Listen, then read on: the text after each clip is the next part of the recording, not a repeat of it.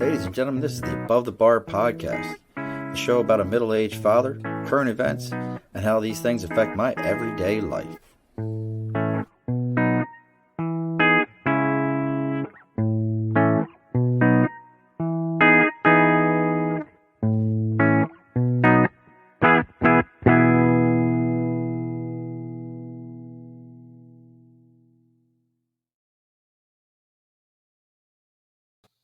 Alrighty, folks, welcome to another episode of the Above the Bar podcast.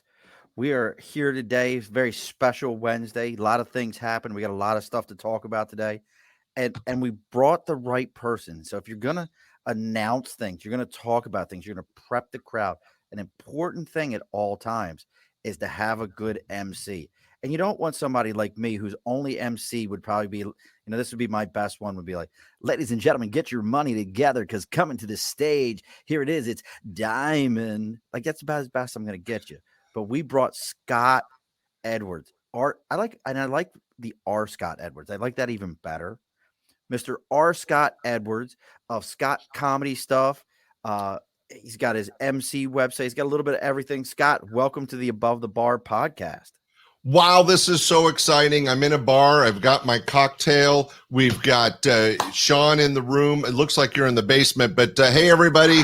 Good to see you. Welcome. Good to be here. That's enough of that. Okay. Hey, we got a high energy show. We're going to have some fun. And already, Cody's already out there. Hi, Cody. Hey, Cody. She does the trans dance, and she's got her thing going. But we've got some pretty big things to announce. So as always, and Miss Jeanette, we love our Miss Jeanette. We've got a lot of big things to announce here today. So let's run through this so we can talk to Scott and find out about what it takes to run a comedy club. And hopefully you all saw some of the pictures. One of the he actually in the pictures, go back and look, was standing next to, and he's going to find this probably is, I'm not a fan of the one comedian he was standing with. I'm a fan of the other one. So you'll have to go back and see that, or maybe we'll bring that up here in a minute.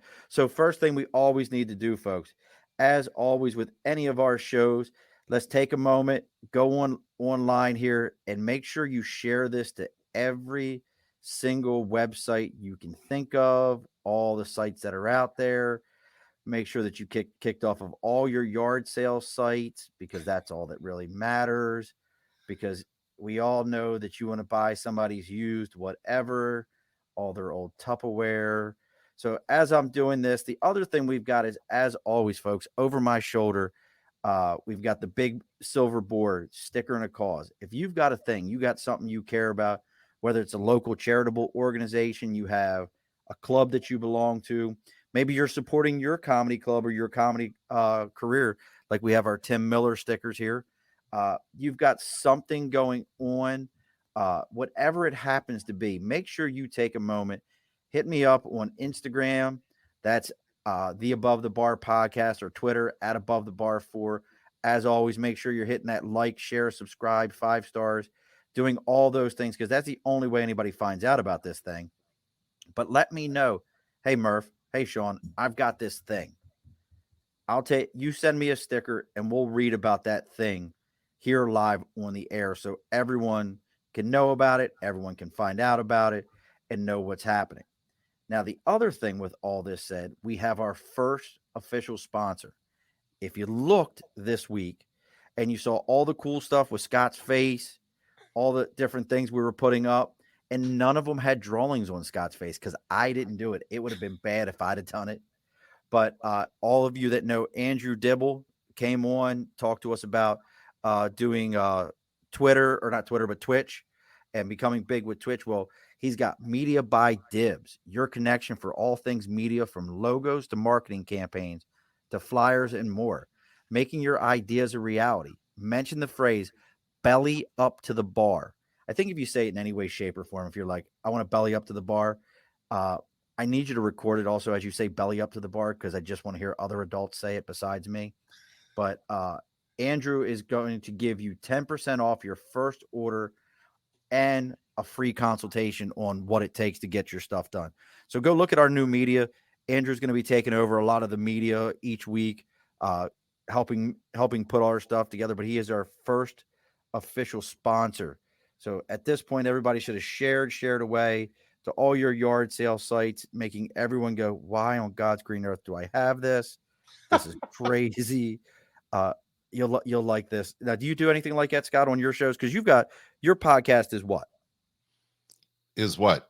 Oh, my podcast is what? I have the Is What podcast. My podcast is Stand-Up Comedy, your host and MC, and it's a celebration of stand-up comedy through the 80s and 90s with interviews of either retired or working professional stand-up comics today. Now, let's not downplay the comics that are on here.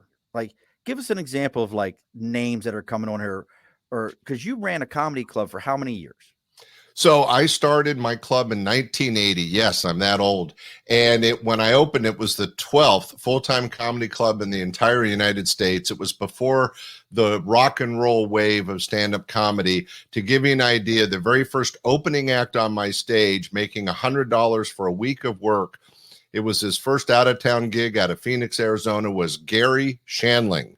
Really? You may know that name from movies and TV. He had the Larry Sanders Show, the Gary Shandling Show. And the headliner that week was the godfather of comedy, George Wallace. He had his own stage show in Las Vegas for over 12 years. Now, Gary, this is the theme to Gary Show. This is Gary's show. Called me up and asked if I would write his theme song. It's almost halfway finished. How do you like it so far? This is the theme to Gary Shandling Show.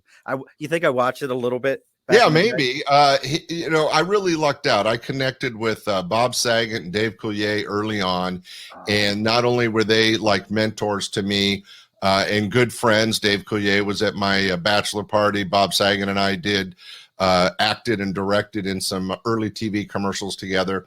But they introduced me to a whole host of very special entertainers back in the early 80s, and I had a chance to work with the best: Jerry Seinfeld, Jay Leno, Yakov Smirnoff, and as I mentioned, Bob Saget, Dave Coulier. The list goes on and on. Now, when you mention Bob Saget, I always think about, is he not the most misunderstood comedian of today? Because he was the dad. Yeah, Dan, right? Danny on Full House, and then Fuller House. Right. He was put the paper towels away, make sure everything's folded up right, all those things. Folks, if you didn't know, he's one of the bluest comedians out there. And if you don't know what that means, take a moment, go look up what a blue comedian is. Yeah, he's a little risque. When they did the movie The Aristocrats, he was considered the winner or the dirtiest presentation of that joke. It's a famous old Catskills joke, and about 30 different comics did a version of it, and Bob Saget's was considered the rankest or dirtiest. But what's interesting is that he was playing this really clean-cut TV dad, and then he would come and play my club, and the moms would call up and say, "Oh, I want to bring my 12-year-old daughter to the show." We're like, no, this is all adult content. And he wasn't like using F-bombs, here and there. He had real actual material. It just happened to be very edgy and a little dirty. He also, a lot of people don't know, is a really good musician. And he used to sing a lot of song parodies. But what he would do is take a song and make it as dirty as possible. See, that's what I'm saying. Like when people are like, "Oh, Bob Saget," I'm like, no, Bob Saget, you don't let your children listen to Bob Saget at all. There's Andrew's up here. He's bellied up to the bar. That's our Andrew Dibble, or from Media by Dibble. And always Miss Amanda Love stopping by wherever all the ladies are. It looks like a lot of Andrew, I wrote down the name of your company. I was just telling Sean, I've been on over 20 podcasts as a guest, and this by far had the best promotion and marketing, and I was complimenting him. And now that he told me his secret sauce, I'll be reaching out to you because you're doing a great job for him.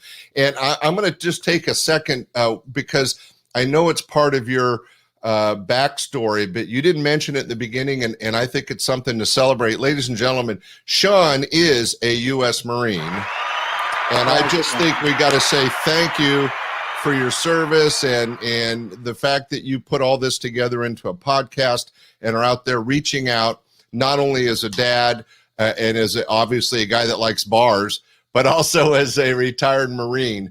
I'm really proud to be a part of your show. Well, I appreciate that, good sir. Thank you very much. And we're actually, for those of you that watch the live, we switched it up today. I'm not drinking bourbon. Oh, so funny because I am. See, I normally would have bourbon in front of me, but today we switched it up and it's beer today. I switched it up. Well, you have a high-ranking guest like me. I think beer fits. Look, there it is. Look, and as I say that, Andrew gives it a good Semper Fi, and then my Jeanette knows no Telomar due tonight. I don't. I have Wrench. It's a great. So that now you're on the left coast, right? Yes, it took me a second. Yes, you're on the left coast. Do you? It's scary to be you guys here. have good. This is such a upstate New York where we're at in the Albany area, and such a this portion. We have incredibly good high end snotty snooty beer, like to a level that you can't understand, that people will follow beer trucks around to get these things. In California, I imagine you follow wherever the dispensary guys go in to get the right stuff. Here in New York, you follow the beer guy around. Do they have beer in California? Yeah, I'm in Central California. We are known for really good snooty wine. I will say that the brewery concept has slowly caught on, and my wife and I enjoy a good porter or ale, and we try to find the right places. But even in the summer, a lot of even the breweries won't carry a good stout, and I find that challenging. I like a beer that's also a meal. Yes. Well, you know what? Guinness is actually one of the lowest calorie beers.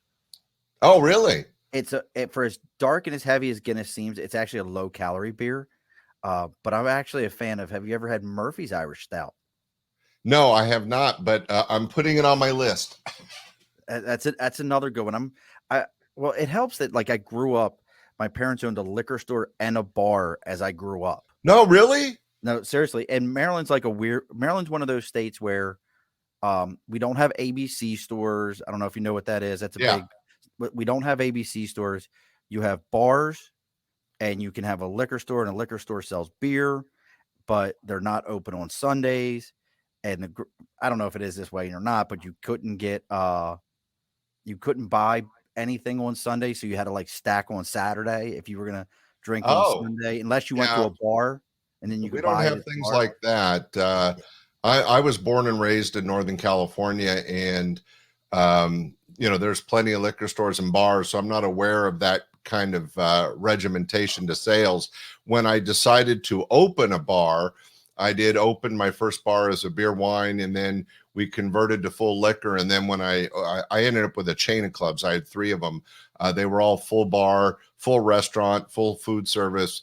But it was all, we didn't open until 5 in the afternoon, and we were always done by 9, 10 o'clock on the weeknights and about 2 in the morning on the weekend. So we weren't going for the food sales or even the liquor sales. Our idea was get them in, get the money, and kick them out. So now I have to tell you, Scott, it's these things are fascinating to me that you're talking about. And Jeanette's telling you right now, see, this is a local brewery. Founders does an oatmeal breakfast stout. So yeah, oatmeal stouts can be really good. My wife likes the coffee stouts and hard beers. I'm not a coffee drinker, but there's some chocolate based ones. One of my favorites, a macadamia nut stout that is amazing. But I think every region, I would love to come to where you are and try some of your beers. I bet they're much better than some of the stuff we can get around here at times. Well, but you never know. I'll make you a deal. Yeah.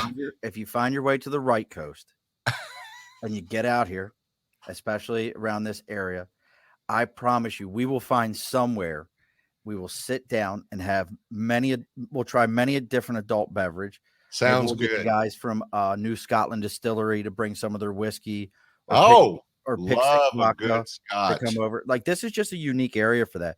But you bring that up, so you've been in this, I don't want to say entertainment, but as somebody who grew up with parents who owned a liquor store, and our bar had a raw bar to it. It had you could order food from it, things like that. It had a kitchen. So that really is entertainment. Food is entertainment, especially today. One of my, heroes, I guess hero is the right word to use. I was a huge Anthony Bourdain fan. Loved Anthony Bourdain. He turned food into And a bit. entertainment. Yeah. It was an event. Me trying something at a food cart outside of it used to be Dirty Water Dogs or something like that, and nobody cared about it. But now, like, he helped turn that into an event. What was that like for you? Like, when did you start, like, owning restaurants and bars? Because I also want to talk about the other side to this is you've written TV shows, correct? I produced 3 TV series, did some radio. I've kind of played when I had the comedy clubs were very successful in the 80s. I made my share of money, and I used that to do unique things. I don't know if you had a chance to read my one sheet, but I owned a submarine for a couple of years. Yep. I had a beach shack in Hawaii, but That was the coolest thing, the beach shack in Hawaii. Like, yeah, that's it was like, amazing. I was a single male working this beach shack with all the pretty young ladies on the beach. It was a tough job. however did you get through those days? Yeah, it was challenging. But what I was trying to say was I'm a serial entrepreneur. My first company was a small construction company. Then in the disco days, I was doing portable music. I opened up the comedy clubs in 1980. I carried that until 2001, so 21 years. And during that time, I'm sorry? What was the name of the comedy club? Laughs Unlimited, an all comedy showroom. I've heard of Laughs Unlimited. Oh, well, it is famous in the left coast. And we had an opportunity to work with a lot of celebrities. Robin Williams hit my stage twice. Here's a great story that most people don't know. In really early on, there was a little known actor who was preparing for his very first sitcom, Bosom Buddies. And while trying out and getting ready for the show, he came to my club. You may have heard of him, Tom Hanks. I heard of once or twice. Yeah. He came to my club because he had to do a comedy set on Bosom Buddies. And while I taught him technique, Bob Saget wrote a material and ended up doing a 5-minute set on Bosom Buddies. And it was all from his week at my club. And that little claim to fame in connection with Tom Hanks. I'm sure he remembers the situation. He probably doesn't remember me, but he's done okay. Did all right. Well, I mean, Amanda Love is a big Bosom Buddy fan, only because she's concerned that Tom Hanks does drag better than Amanda Love does. So I have to ask when we see each other this weekend. I'll have to ask him. I have to ask her who does it better. So, well, I mean, now you said a word I got to ask you about. Sure. And I've always been curious of this word, and I need a good definition. Serial entrepreneur, because I've heard this term used a lot of times, and I've heard people say, well, I'm a serial entrepreneur. Where does it go from serial entrepreneur to you just can't run anything? Like, do you understand what I'm saying?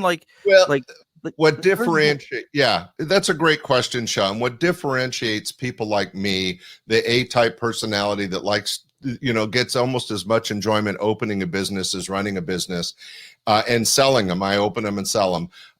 Is that a serial entrepreneur is not so much worried about always doing the same thing. So, for example, if a guy that opens a restaurant successful and he opens another restaurant and opens another restaurant, he's an entrepreneur. But if you have a construction company, a portable music company, a chain of comedy clubs, a submarine, a restaurant, an art gallery, an insurance agency, a travel agency, all these different businesses that I've owned and started. Oh, we're getting a little feedback. I lost you. I lost your audio. So, oh,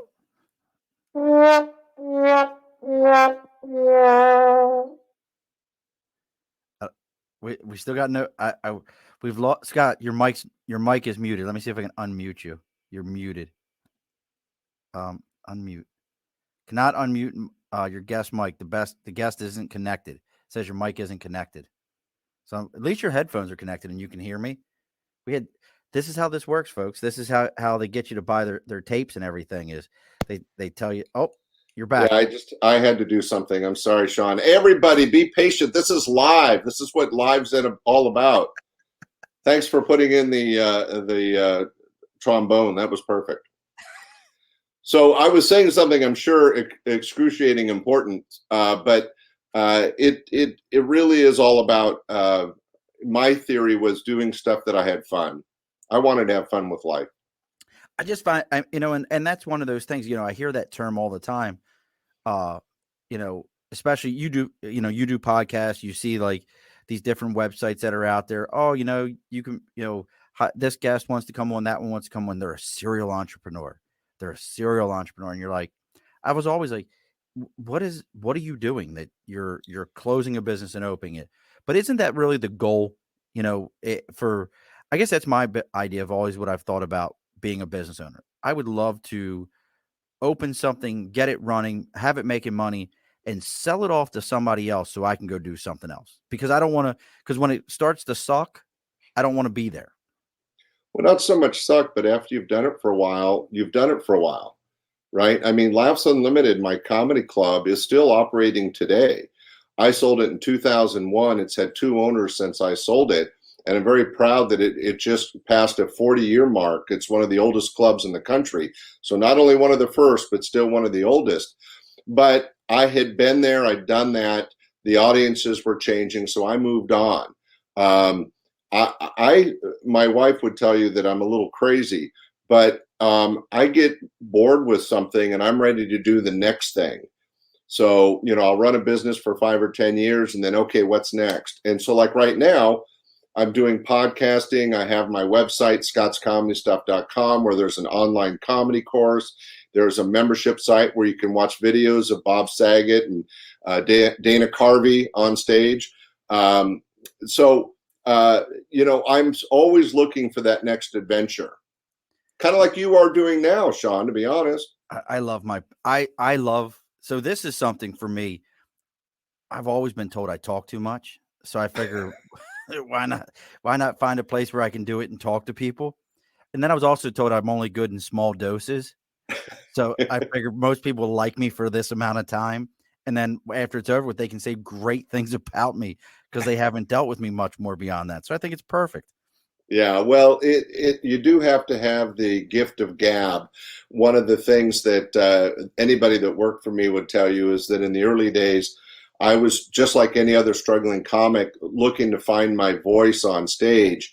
But, after a few years of it, I really enjoyed it. I enjoyed the engagement of the audience, the love you feel, the energy you feel from the audience.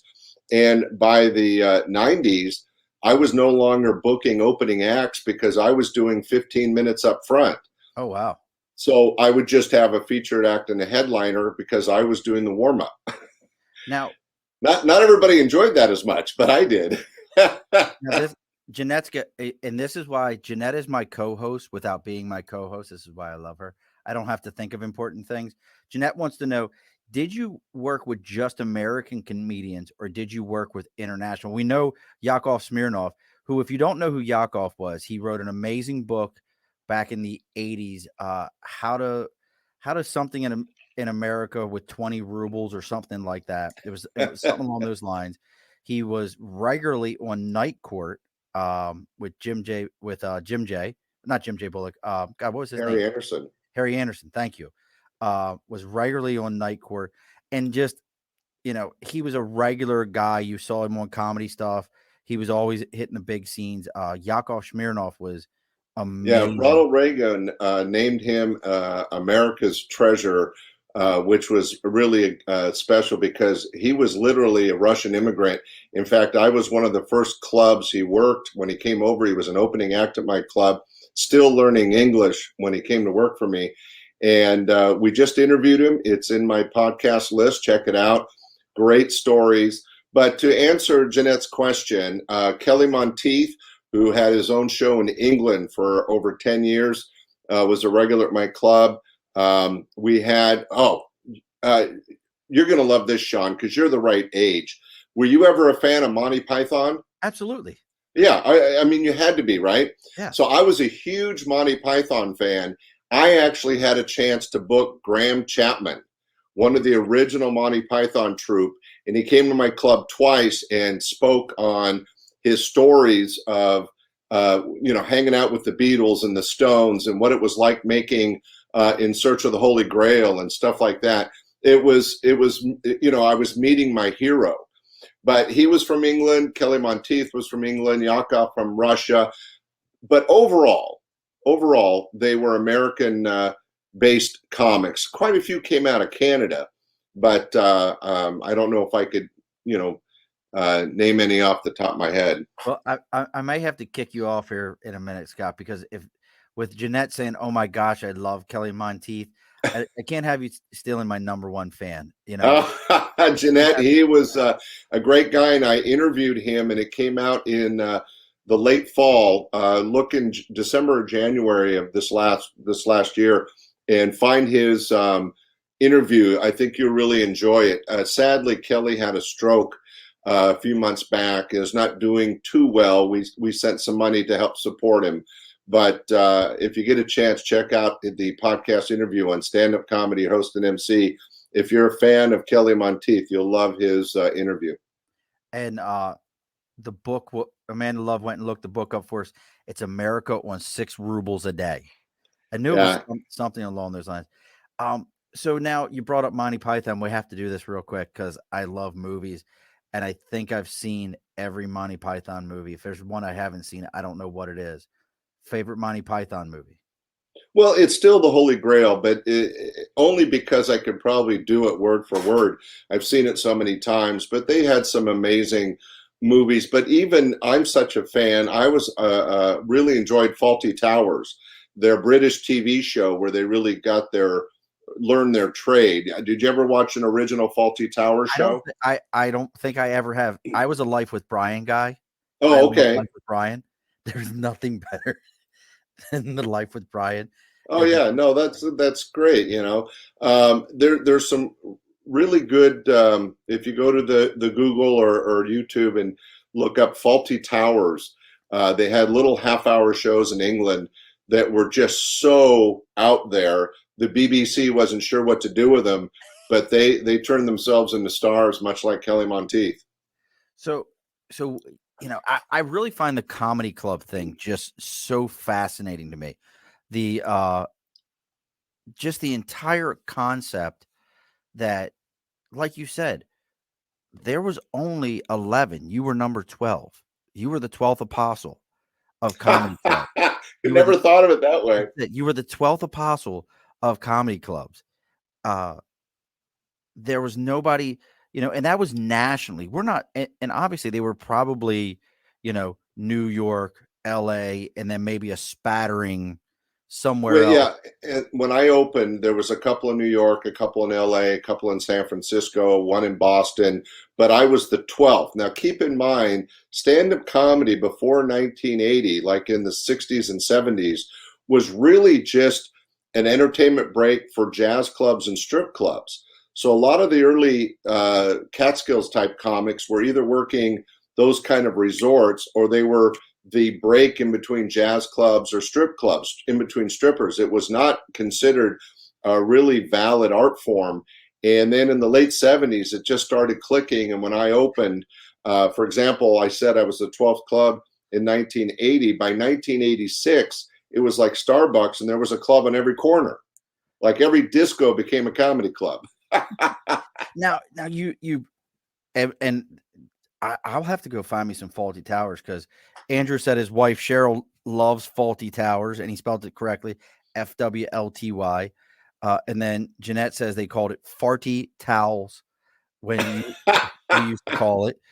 If you didn't figure it out, Jeanette is originally from jolly old England, and actually, Tally ho! So that's why she asked that question. And and I love this. This is so great to say. She used to live in Papua New Guinea. Papua New Guinea. See, I was used to the Papua New Guinea? cousin. Yeah, cousin New Guinea. Cousin New Guinea.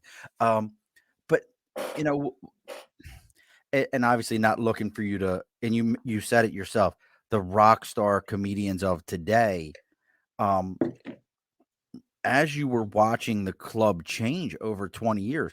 So you watched it go from, Red Fox being that important, George Carlin being that important, to Red Fox going to jail for tax evasion, George Carlin doing Thomas the Train as the host, and these guys that were truly edgy.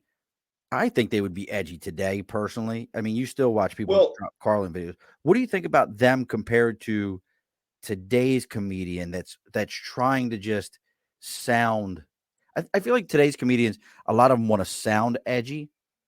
right, and they're doing it the wrong way. One of the reasons I sold my club was both the audience and the comics were changing, and I was getting older. It wasn't as much fun, but I don't think it's funny to say I went to the frickin' store to get some frickin' bread because it was frickin' Tuesday. And you hear way too much of that in comedy these days. But also, the audience have changed. Imagine somebody like Don Rickles in this woke society. He would be, tarred and feathered, right? He could not do his material. A far more newer comic, the pitbull of comedy, Bobby Slayton, one of my favorite regulars, constantly tore up the audience. I mean, really funny, but it was all interaction with the audience. He can't work anymore because the audience is, oh, you didn't like my sweater, and they're out of there. Mickey Mouse was in the club. What the hell? Sorry, my voice gets high. Here. Look, Donald, they don't like us in the club Thanks anymore. for calling me on that. Look, Donald, they don't like my ears. Get Rick Calvert out there in California, he'll come get you. But you bring it up like Don Rickles. I love Don Rickles. He was Mr. Wonderful himself, Don Rickles. And actually somebody told me, and I don't know, I could never quite get it, but Jim Norton is Don Rickles' son. Oh, I didn't know that. I think that's what it is. So if you ever listen to and a perfect example of trying to be edgy is thanks, Amanda. You're right. Is what's his name? Is Opie and Anthony used to have the radio show, Opie and Anthony show. I always felt like they were being edgy to be edgy, not like. And I think people who understand what I'm saying, like George Carlin was edgy because he pointed out to you the things that were going on in your face and going, are you really that silly that you don't see this? That was right. And he swore. He did the famous bit, the 7 words you can't say on TV and radio, but he was doing it to be poignant. He wasn't doing it for shock humor. Imagine Sam Kinison or Bobcat Goldthwait and what they did back in the 80s and 90s compared to what we are seeing now in 2021. It's a different age, and not only are the comics different and struggling to find the right way to approach this audience, but the biggest challenge is the audience has changed. Now, I regularly interview stand-ups, and I have a clubhouse room every Monday at 6 where we talk about comedy, and it is one of the challenges for professional comics. You never know who's going to be in the audience, and the pendulum has swung so far to where everybody's insulted. I'm hoping that the pendulum is starting to come back and we can go back to just being real people. And that means, it should be okay for me to pick on myself or pick on something if I'm doing it in a lighthearted way. Nobody's trying to hurt someone's feelings. We're just making fun of our normal piccadillies, right? Right. Well, that's, you bring up the great point. The comedian, I don't want to call it a safe space because there's the other side to the coin. The guy who played Kramer on Seinfeld.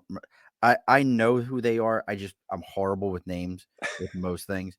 I'm that guy that goes, that person from that show. You remember the one? It was pretty funny. It was good. I Oh, can't. that guy. That guy. You know the one. I'm making my wife hopefully bring me a new shirt. This shirt is driving me nuts because the neck's like I feel like that commercial where the guy and the girl are sitting across from each other. And he's got the and his shirt, and this is wah, like wah, wah. and it's like a good fitting shirt. Well, I think the ladies in the audience aren't really listening to us because they're overcome by the white skin of your neck. Looking like Pale Rider himself. The only person in the world who's actually iridescent. Well, these are all great topics, and it's important that people like you, Sean, bring it out in a podcast that America and the public around the world needs to kind of wake up to, if we can't laugh at ourselves, what's the point of living, right? We got to start having some fun. But the podcast is the way to do it. So my podcast is a tribute to those days. And then the interviews, there you go, Michael Richards. I knew it was Richards. I couldn't remember his first name. Thank you. My audience really good. There's only like about 4 of them, but they will find that shit and figure it out and let you know. But can they find my watch, please? So what I was trying to make the point is that podcasting, which is kind of the last bastion of free speech, is where we have an opportunity to discuss these things openly, and hopefully people would hear it. He's going to slip away and change shirts. So I'll go on a monologue.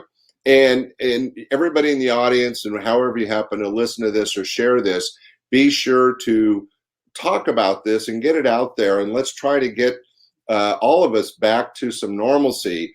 I'm sorry, I'm slightly blinded. Something really white just went by the camera. But anyway, let me tell you a quick story while we're doing that. I was talking about Yakov Smirnoff, when he was allowed to leave Russia. You'll hear this in the interview I did with him. You can find it on my podcast. They had to go to France before they'd be allowed into the USA. So his parents and he were sitting in France with no money, and they were waiting to be allowed into the US. So what they did is when they left Russia, they left with a suitcase of condoms, which they could get for about a penny each. And then they went to a flea market or like a vegetable market, and they sold these condoms to the French for like 50 cents each, which was a real bargain in France. And it was really funny because Yakov's mom would say, buy these condoms or you'll end up with something like this, and would point at Yakov. So, use a condom or you get a crazy kid. If you folks, I promise you, no one is tap dancing in my house right now. The dog made her way downstairs, and her nails on the floor sound like tap dancing. Well, I was talking; they probably didn't hear it, but I wanted to share that little Yakov Smirnoff story. That's amazing to me, because that's one of those things. Like, you're very funny, Amanda. But that's one of those kind of things where the comedy is genetic almost. Like, he grew up in a household where it happened and where it was like that. But staying on this topic, because I find comedy, like, people talk about, people would what is the scariest thing in the world is the publicly speak or something like that. Public speaking is a big phobia.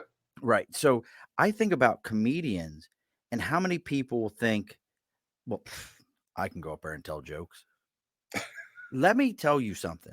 I sit here and I do this podcast, and Scott does a podcast, and we enjoy what we do. It's a lot of fun, but I promise you, and I have friends that have been doing this for way longer than I have. Herb's been doing this for over a decade. He was like an early adopter in the podcast.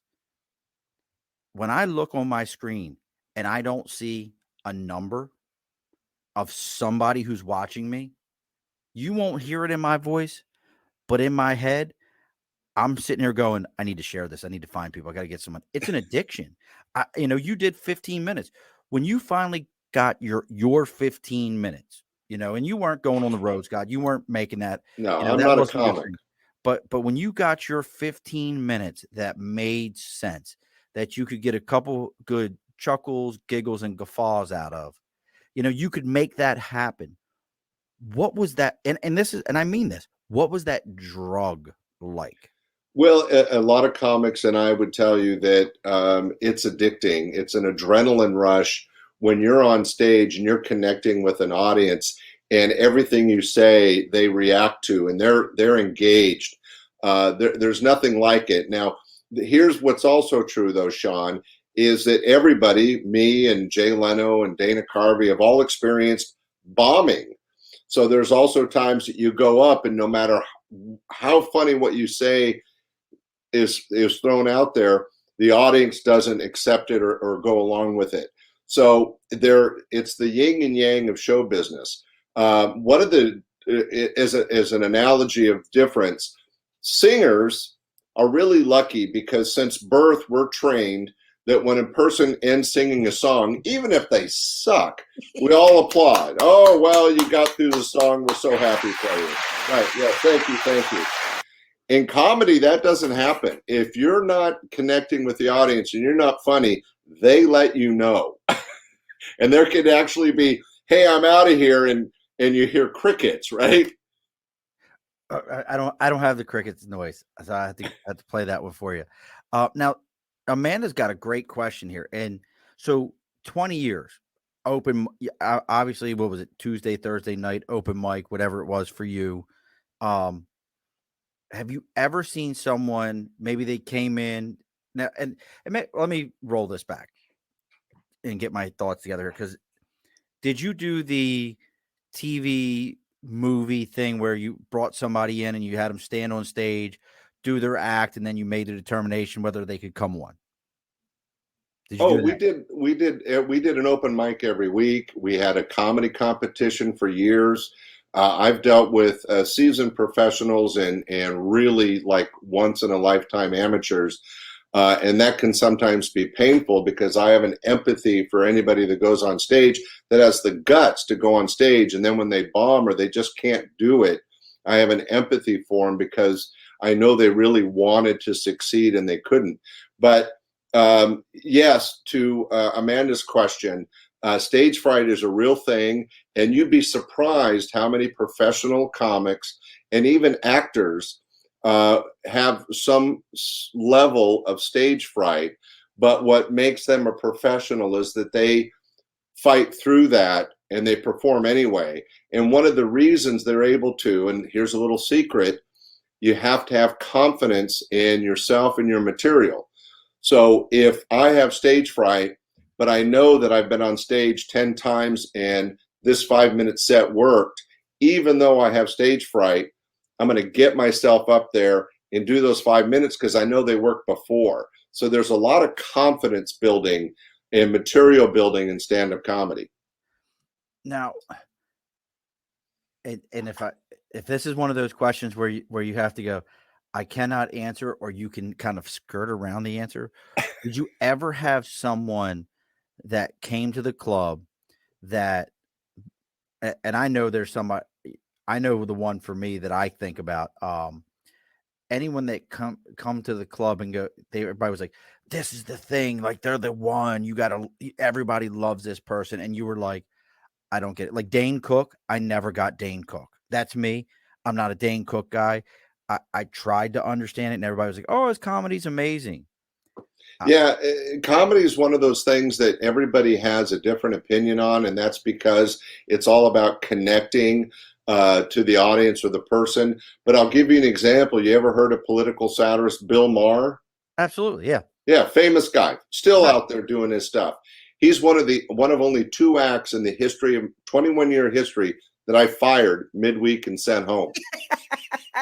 So take that, Bill Maher. You're a rich billionaire, and I'm not. So bleh. Yeah. You're part of the catalyst for Bill Maher being as great as he is. This fucking Scott Edwards thinks he's fucking somebody fire me. I'll be damned. Yeah, he just very funny guy. Obviously, he knows the stuff when it comes to politics, but he forgot the golden rule of entertainment, and that is that the entertainer is there for the audience. The audience isn't there for you.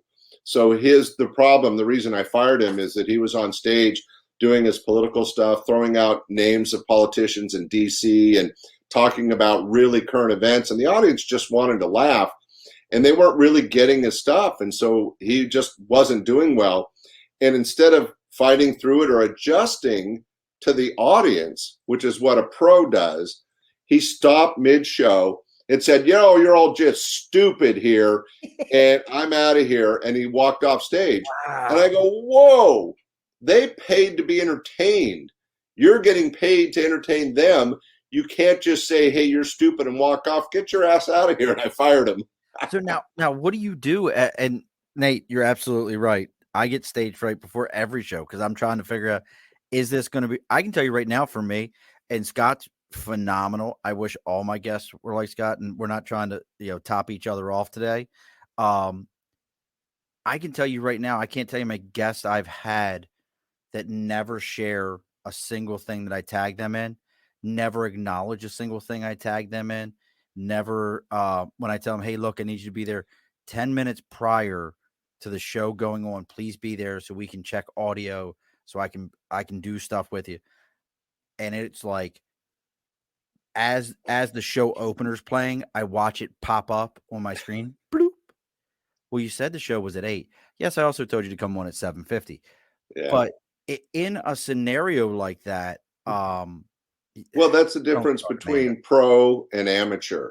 So, I had plenty of amateurs that thought they could just cruise in and walk on stage, and I'd say, no, you're out of here.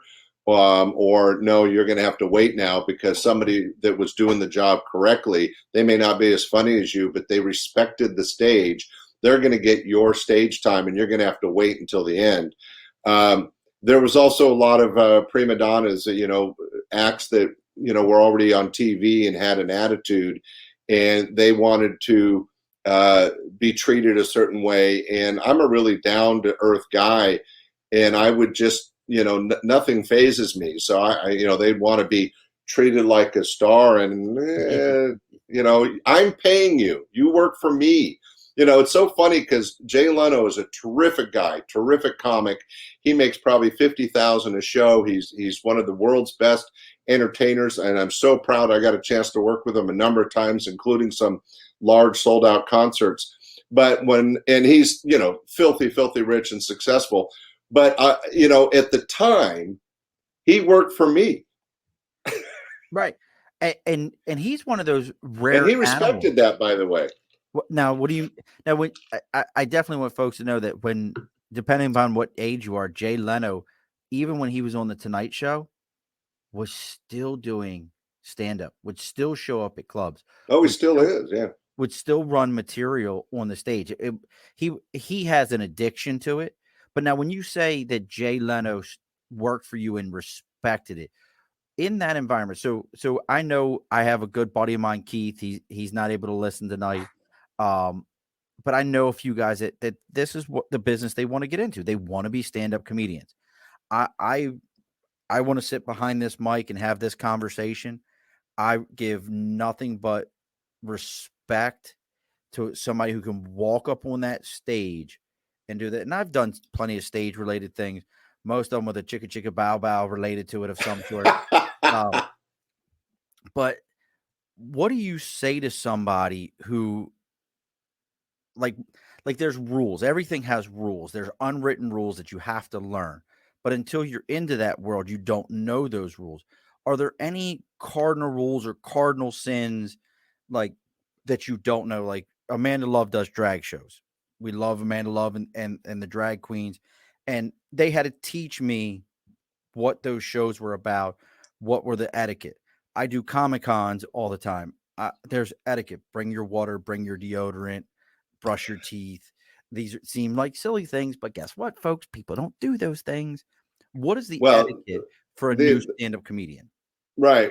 And the thing that I think is the easiest way to answer that question, Sean, and thanks for having good questions, is that whether it's a Dana Carvey, Jerry Seinfeld, or Jay Leno, the professionals, when I'm paying them, they understand that I'm the producer and they're the talent. And it just like you go down to Target, there's a boss and an employee, that if I say this is how much time you do, or don't do this topic in this particular audience for this particular reason, they're professional enough to respect me and the stage and go that route. Now, there's plenty of amateur comics that don't understand that relationship sometimes. It's so funny at my club, we had a big hook, and there'd be somebody on stage that just thought he was killing, and him having fun was more important than the other two acts that had to follow him. And I had no qualms of using the hook and pulling them off stage or just walking out there in the middle of their bit and go, hey, time's up. I had the light. You had your 5 minutes. That's one of the secrets that maybe your audience doesn't know. All clubs have a red light that only the comics can see, or some signal. In the Comedy Store on Sunset Boulevard, they would flash a light on a picture in the back of the room, and that's to tell the entertainer it's time to wrap up. You got less than 5 minutes to finish, so get to your close. Because the comics, some of them are really aware of the time, but if they're really rocking and rolling, they lose track of time, and it's up to the producer to make sure they're aware that, okay, your time's about coming up, get to your big close and get off. And it doesn't matter if you're Seinfeld or Bob up the street. If you don't respect the stage and do the time you're getting allowed on that stage, for example, if you misabuse the stage, doesn't matter how big a name you are, you won't be back. You'll lose money. Wow. So what's your advice to somebody who's out there that currently is sitting there going, I'm really considering this world, or I'm thinking about getting into comedy. And I don't think you would say this, but not the typical, don't do it. It's a tough world. It's bullshit. Oh, no, everybody. I think everybody should get on stage sometime just to have that experience. Like you talked about stage fright and the guts it takes to get on stage. Even if you're just emceeing an event or introducing a singer or a different talent, getting on stage is such a important part of self-esteem and building your own self-image and having faith in yourself, that I think everybody should try it. But the answer to your question, Sean, I'm so glad you asked, is go to scottscomedystuff.com, and there's Scott's comedy course, and I'll teach you everything you need to know to go from amateur to professional. Diddy. All right, now that started rolling. I meant that one. That was bad. That was wrong. It was supposed to be this one. Hey. But no, and absolutely, folks, check out scottscomedystuff.com. Scott's got it all on there. You can see what he did. He's also got links to his show on there. That's one of those kind of things because, I don't know about anybody else with any of this other stuff, but I've thought about it, but I couldn't imagine. I don't think I got anything like even writing a joke, I couldn't imagine what that's a talent in and of itself. Right. And Sean, and you're absolutely correct. Professional, of course, but even amateurs, you should try to have your own material. But there's plenty of times that somebody would go up and borrow material if it was their one and only time on stage. I think the audience is going to allow that if they know it's a showcase. And by the way, Jeanette's asking a really good question, and the answer cannot be answered. I've seen and worked with hundreds of comics, from Dana Carvey to Seinfeld, as I mentioned, Saget, but lots of guys that aren't famous: Tim Bedore, Jeff Jenna, Steve Bruner, really, really funny people, Mark Yaffe, that you've never heard of, that are tremendously funny. The answer that's closest to Jeanette's question is, and you want to Google this guy, Larry Miller. He has done over 100 TV shows and movies. You're going to see his face and you're going to go, oh, that guy. He was in Pretty Woman, a famous scene in Pretty Woman. But when it came to stand-up comedy, he could tell the best story. He wasn't a joke guy. He was a story guy. He would keep the audience riveted and laughing for 20 minutes. And then at the end, You're laughing so hard. Do you recognize him? Absolutely. Yeah, Larry Miller, one of the best and funniest stand-up comics in the history of my club, but just one of many. I've had Robin Williams on my stage, so it's hard to say that anyone's funnier than somebody else. Yeah, he's amazing.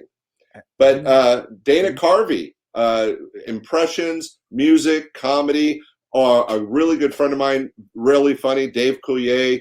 I can name drop forever. It goes on and on. Yeah, cut it out. Good memory, Sean. And Dave Coulier, there's a famous song written about Dave Coulier. Oh, yeah. You can go look it up. It launched a career. Yeah. He's a great guy. Was worked well with the staff, and they used to go out and play tag football. We used to take the comics bowling after the shows. A lot of these guys are real down to earth and a lot of fun. And I'm just scratching the surface. I've had a chance to work with so many talented people. Now, I've been very blessed.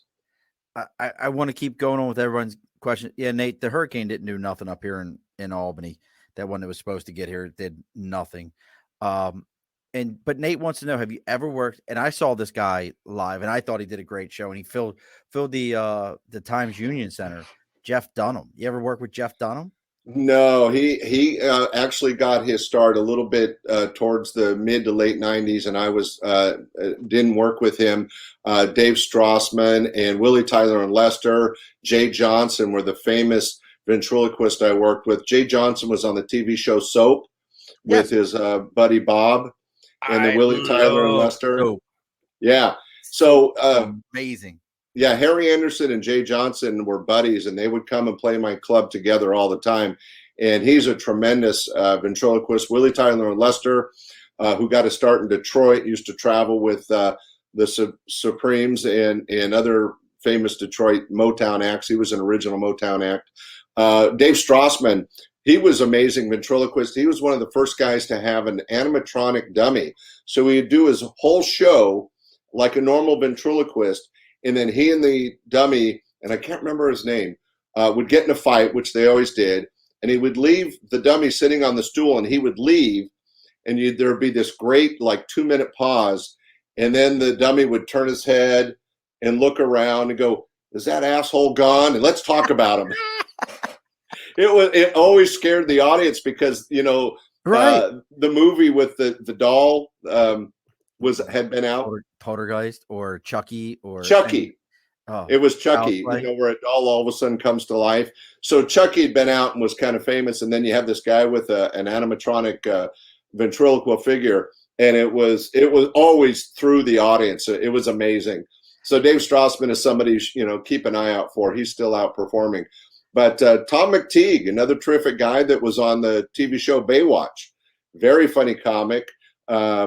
Just got married a few weeks ago. I mean, there's just a wealth of entertainment out there. Now, one of my personal friends, very funny, Bob Worley. I'm throwing out names because these are I don't know Bob Worley. Some of these names I don't know. Some of them, if you tell me what they're from. So you brought up Soap. Jay Johnson show. How freaking great was Soap? And that was you bring that one up. I don't know if I've ever watched, and I watched it probably reruns because I was born in 76. So I was probably watching either USA or TBS reruns of it or something along those lines. But that was such an amazing show. And there's never been one like it or after it. Well, it was one of the early kind of counterculture shows. So Soap was all about making fun of, soaps were huge in the 70s. And the 60s, and it was really mocking that kind of serial TV. And what was great was they were openly mocking their own industry by doing this bizarre comedy. There's been a few, like it since that were making fun of an industry or TV itself. But Soap was the first, and Jay Johnson and his ventriloquial figure Bob were big regulars on that show and terrific ventriloquist.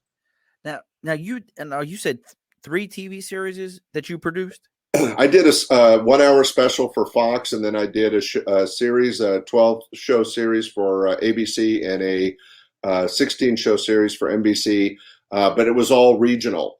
It wasn't a national show, and it was basically live at Laughs. It was we were taping shows live at my club and airing them, and it was a lot of fun, but it taught me a lot about the industry. Okay. And I was the host. Well, that's what's most important. Hey, I got my TV, 15 seconds of fame, 15 minutes of fame.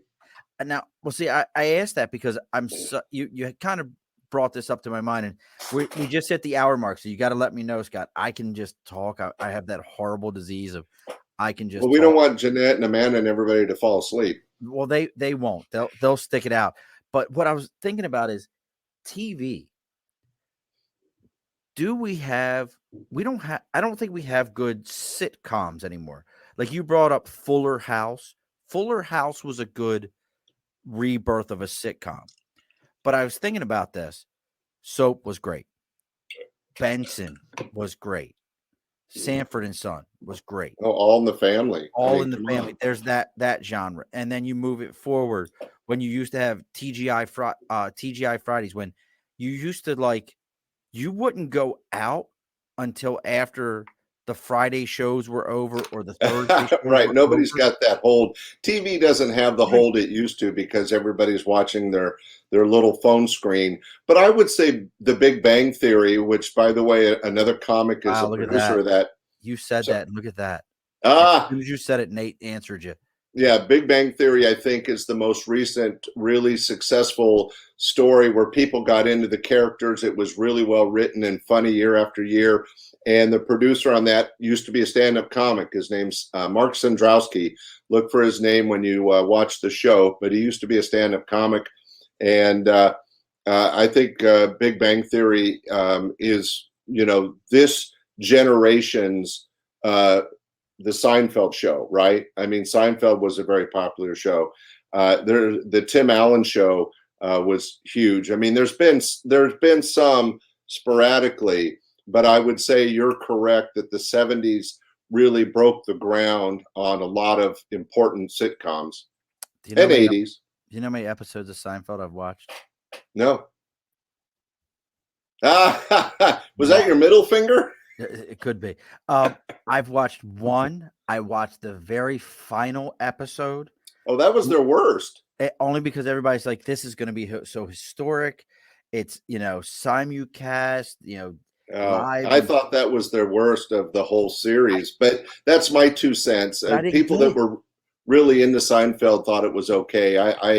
I was not a fan of the final show, but Jerry is one of those guys you were mentioning, Jay Leno. Jerry Seinfeld and Jay Leno both still do stand-up comedy as often as they can, and there's not a lot of actors / comedians that you can say that about. Janetta, I've only watched one, and I did, but see, I'm like weird. I always, my friends always tell me I'm weird with the show, so I can't get into Seinfeld. I find nothing interesting about it. I didn't like what's the other one about meth? The show about meth. I don't know that one. Yes, you do. Oh God, what the hell is the show? They're in Arizona and they're cooking meth, and I guess I missed that somebody one. will send it here in a second. I can't think of the name of the damn show. Yeah, I don't watch that much see, TV. Breaking Bad. I knew Tom would jump in out of nowhere. Breaking Bad. I never saw that. It wasn't my cup of tea. Don't watch three of them. It's so. My brother was a guest of the feds in the state for many years, and I visited several prisons. That was enough for me. That was good enough. Like I just that's a perfect example. And and we've talked about comedy being subjective. Breaking Bad to me, I tried, and it was one of those shows where I binged it, watching like folding laundry, and people were like, "I'm like, this is bad. Watch the second season; it gets better. This is bad. Well, this is still bad. Watch there's another one, Sean, that I don't understand, but is doing really well. Is The Walking Dead? I'm gonna delete you now. You get deleted.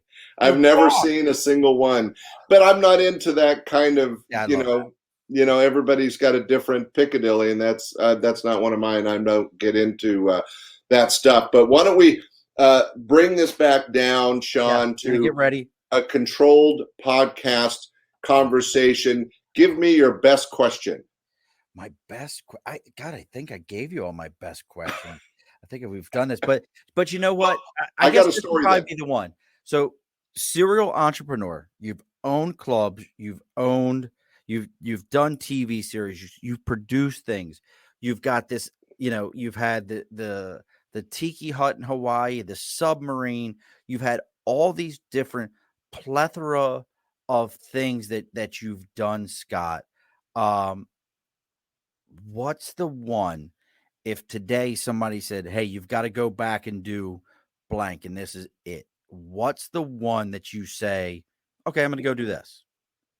Well, the chain of comedy clubs and doing comedy was really the most exciting. The one that I would go back and probably redo was the Submarine. So I'll share that story real quick. So I'm involved with a company called Snuba. I'm one of the original owners. Snuba is underwater snorkeling. It's all over the world. You can't go anywhere where there's ocean and there's not a Snuba company. It's underwater snorkeling, basically. The guys that started that started building these semi-submersible submarines, and they launched one in Hawaii, and I helped them launch it. I helped them build it. I was in the shipyards of Oahu, putting on the final screws and decals and stuff, and I was so excited about it, and it was a huge success in Hawaii, that I said, I'm going to have a submarine. So I got a couple partners, and we built a submarine, and we launched it in Monterey Bay, and we had there for about a year and a half. But that was one of my biggest failures because Monterey Bay is such cold water.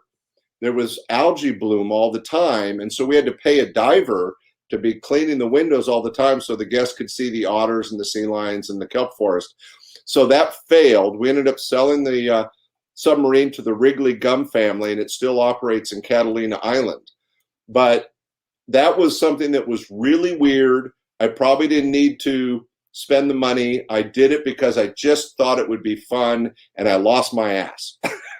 And if you've never been to Monterey, they have an amazing aquarium. Oh yeah, there's lots to see. And cold is a understatement for California. Yeah, it's not an ocean you want to jump in. And that is actually, I don't know if you knew this, but that is where the Defense Language Institute is for Ooh. all the U.S. military go to Monterey, California to learn how to speak foreign languages. I did not know that. Monterey. And to answer Nathan's question, we kind of covered that with Larry Miller, but Robin Williams, Dana Carvey, Jerry, they were all terrifically funny people, and many more you haven't heard of. Steve Bruner, Bob Worley, Jeff Jenna, Tim Bedore, Mark Schiff out of New York, very funny guy. There's been such but I appreciate you asking, Nathan. It's just when you've worked with hundreds of entertainers, it's difficult to pick one or two. But Sean, this has been such a great experience, and I hope your audience enjoyed it. I really enjoyed being in this kind of casual, above the bar. I mean, I had a cocktail, we had some good laughs, and you do a great job. Thank you, sir. Well, we appreciate having you. And this is how you can tell a man who knows his timelines and knows where everything is, because he's putting this all together, setting it up. So obviously, Scott, we can find you at scottscomedystuff.com. Yeah, be sure to check out the comedy course. There's a membership video thing where you can see, you could see Bob Saget on stage in 1982. It's amazing. Dana Carvey doing his song Choppin' Broccoli years before he was on Saturday Night Live. Quick story about Dana Carvey that your audience might enjoy. He was working for me as a regular out of the Bay Area. We were very good friends, and he was working for me on a Saturday, and after the show, we went to where he was staying. We were all in the jacuzzi having cocktails and talking about the evening. And he goes, "Hey, by the way, I just had a call from Lorne Michaels. I go to New York next week to showcase for Saturday Night Live." And we celebrated in the jacuzzi that night with him. But he was scared. It was like, yeah, this is really a great opportunity, but I'm like this local comic musician, and I'm going to New York. It was really an exciting time. And of course, he got the gig and went on to fame and fortune. But one of his famous songs, Choppin' Broccoli, the video of that is on my membership. That is so amazing. So obviously that we can find all this on scottscomedystuff.com. Make sure you folks check it out. We also have your podcast, which is Stand-Up Comedy, your host and MC. It's on all the directories, Apple, Spotify, iHeart. Check it out, Stitchers. And just like Sean's podcast, it's so important to like and share Tell your friends about it, because what makes us survive, and we're not doing this for money. We do it for the love of what we're doing. So share it with people and get it out there, because we love an audience, don't we, Sean? Oh God, I'm such a tramp for it. I can't even begin to explain to you. Well, you were flashing a little skin earlier, man. You're going way out there to get people. Oh, it felt so much better to put on a shirt that fit right. It was ridiculous. It was like the shirt was great, and I love Fox. We had that's a whole nother thing. We had the International Professional Wrestling Hall of Fame, our first live in-person event. Yeah, I saw your interviews. They were fun. I can't wait. Sidebar, I know we got to get ready to wrap this up. Susan Sexton. Oh. She was a pro wrestler from the 70s through the 90s in Australia and in the United States. And just like yourself, Scott, one of those kind of people that were there, you saw it, you can talk about it, you experienced it. She was that person that, like, when I talked to her, and do you know what shoot wrestling is? I don't think so. So she learned how to shoot. What shoot is when you watch wrestlers and they're doing their moves. So working is you, just like a comedian, you're working. You and I, we worked tonight. We passed it back and forth. We knew what we were doing. Here you go. It's a team event. You know, it's a team event. Shoot is when I pass it to you, and for the next 10, 15 minutes, you run away with it, and I'm trying to talk, and you just run over me. And shoot when I come back and I just nail you and remind you, like, this is my mother. This is my show. So she was like, she told me, she was like, Sean, I learned to wrestle in Australia, and I learned there was no other women. I learned to shoot with the men. Wow. So she learned how to, like, turn the screws on somebody if you screwed up.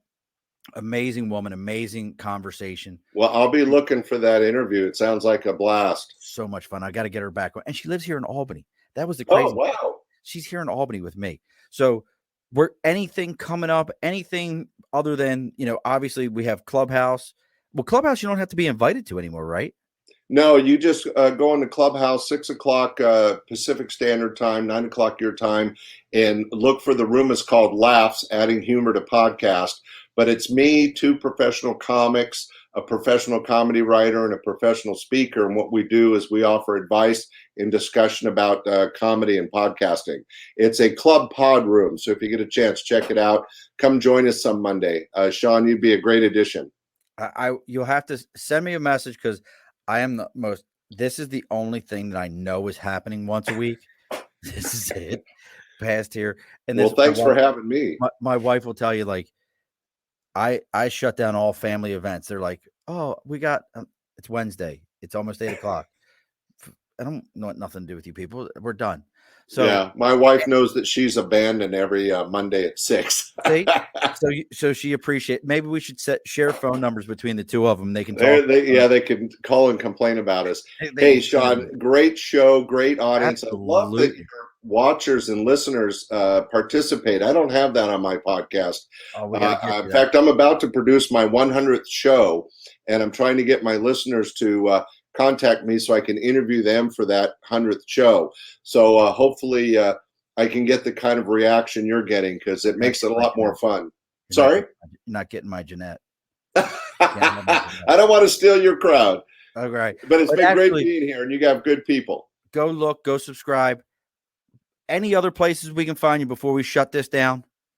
No, scottscomedystuff.com has everything. I just wrote another book, my 3rd, and that'll be out in a couple weeks. So just stay tuned and check out the podcast. That's the biggest thing. Again, it's a passion of love for stand-up comedy, the interviews, and there's a lot of great comedy.